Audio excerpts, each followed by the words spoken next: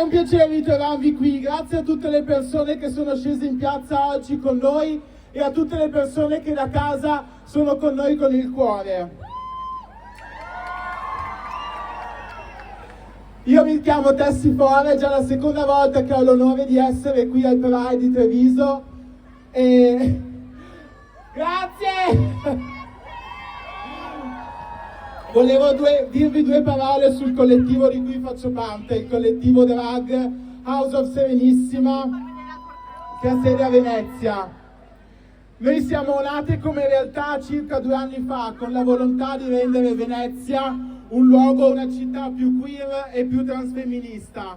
E siamo ancora qui a far sentire la nostra voce, in un territorio come quello del Veneto, in cui sappiamo che politiche omo-bi-transfobiche, razziste, maschiliste e fasciste della destra regnano ancora sovrane. E a questo noi vogliamo rispondere con un fragoroso no!